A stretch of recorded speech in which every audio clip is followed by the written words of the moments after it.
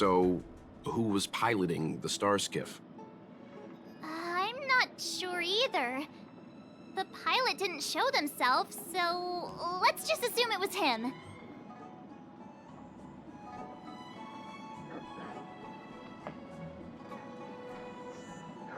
Too many faces, too small a budget. Maybe next time. March, as much as I enjoyed your deduction, I do have a few questions. For example, if Luocha took flight from the dock, how could he appear in side crane footage 2 hours later? Also, the dock is a military installation. The Cloud Knights would be on the scene at the slightest disturbance. How did so many monsters show up without warning? Last but not least, even if Luocha did encounter all of the troubles you described, it wouldn't have taken him 2 hours to escape. You're right, Mr. Yang. I guess I can't compete with the angler just yet. You know what? Time for some field work. Maybe the answers to our questions are waiting for us at the scene. That might be the best approach. Let's go.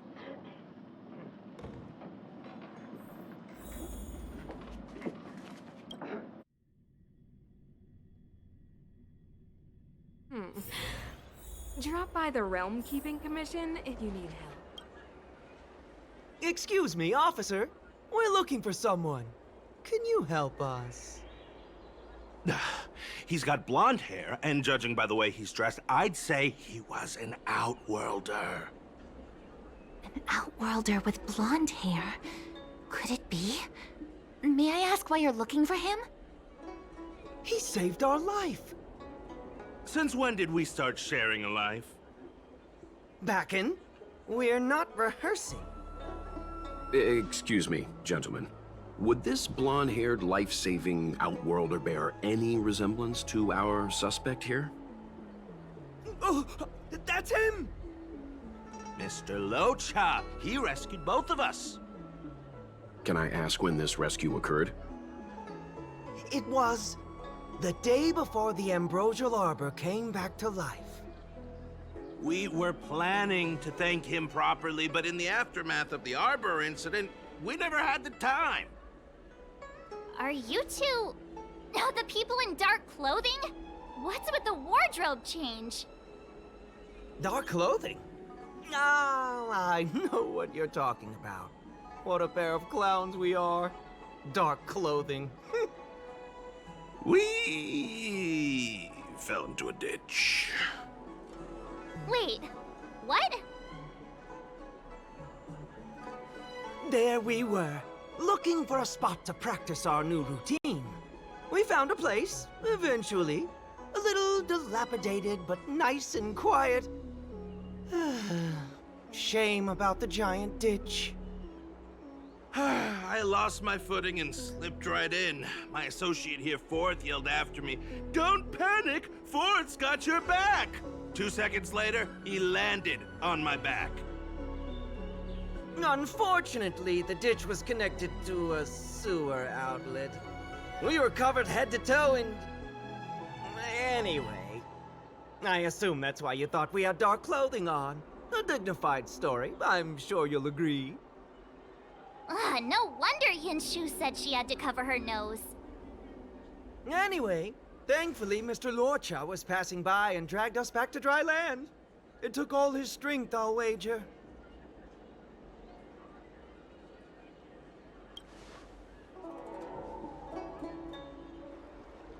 A thousand thanks, kind stranger! Without your bravery, we'd never have gotten out of that ditch alive. No, sir. That if you ever need anything, and it's within our power to help, you can count on us. Even it's beyond our power to help.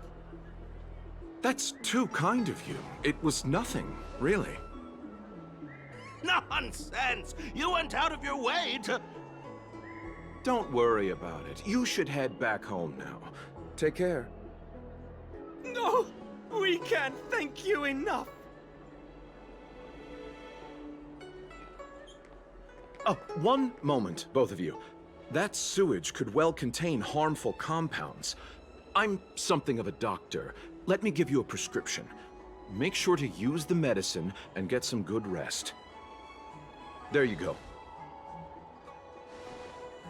I don't know what to say. Sorry to trouble you. We'll take our leave now. Be careful on the back. Wouldn't want to find ourselves in another ditch now, would we? Here, that's the prescription he gave us. A paper flower? It's beautiful. Did Luocha make this? That's right. He wrote down the prescription and folded it into shape. A man of romantic sensibilities, one might say. Hmm? The paper looks familiar. Can I open it? Of course. We'd already opened it when we showed it to the pharmacy. We were planning on handing it over to the Realm Keeping Commission. We suspect it's probably our best chance of tracing him. We can take it off you. We'll let you know when we find him. Let me see. Of course! What is it? It's the title page of the Angler Mystery! The prescription's on this side, but on the back there's... Huh? So that's what this is all about? Take a look yourself.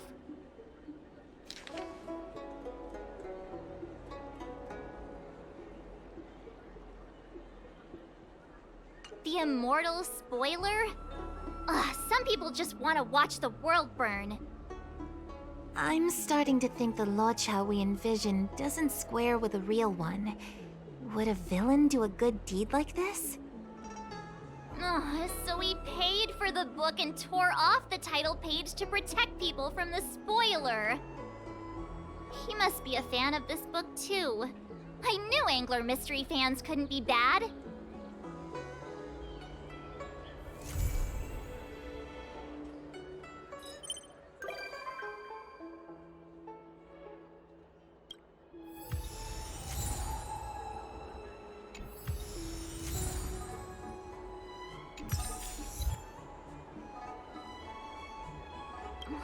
Looks like the whole thing was just a big misunderstanding. Indeed. And I've learned not to judge a book by its cover. Anyway, that's enough reflection for one day. Let's get going. Get going to where, Mr. Yang? Garden of Gourmet. You two deserve a treat. Yay!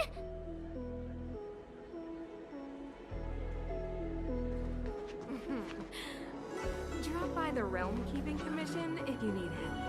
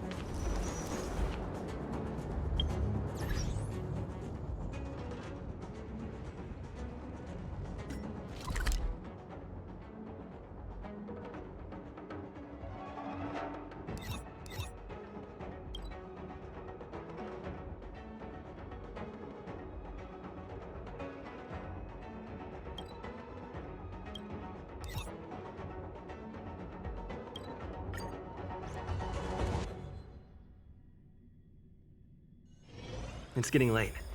Where to now?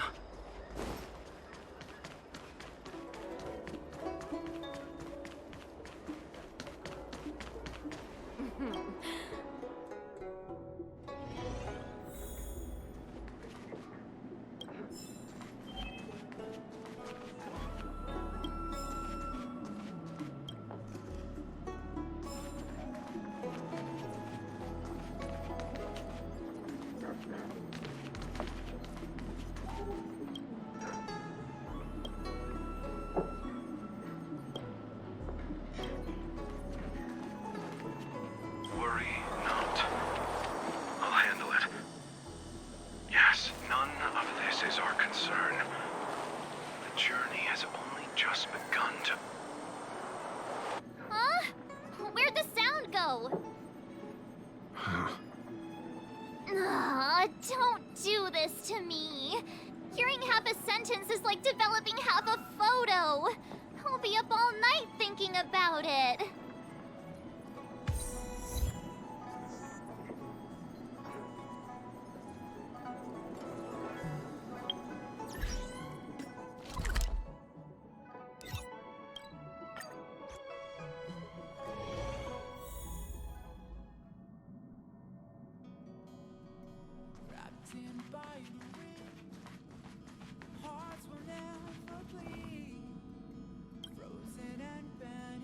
I must thank Don Hung for his invitation. This journey upon the Astral Express has been well worth my while. Interstellar warp jumps with merchants are often dull and rarely ever feel like an actual journey. The Astral Express. The Cloud Strider really was an eon of taste. Oh, forgive me. I forgot to introduce myself. I'm an interstellar merchant. My Xianzhou registered name is Luocha. I met an acquaintance of yours several days ago named Don Hung. He invited me to board the Express should I have the time, and so here I am. Astounding. The retro design of this locomotive, the comfort of its cabins. If only our own spacecraft could be modified in such a way. Now that would be something. But on a merchant ship, load, security, and sterilization take precedence over creature comforts. What I mean to say is, comfort comes second to business. We generally use the company's mass-produced transport ships. Such a train can be likened to a solitary candle in the darkness of night. One may peer upon civilizations where strife, hardship, desperation, and sorrow exist seemingly in a separate plane of existence.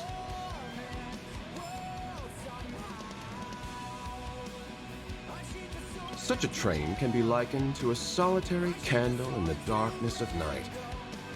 One may peer upon civilizations where strife, hardship, desperation, and sorrow exist seemingly in a separate plane of existence.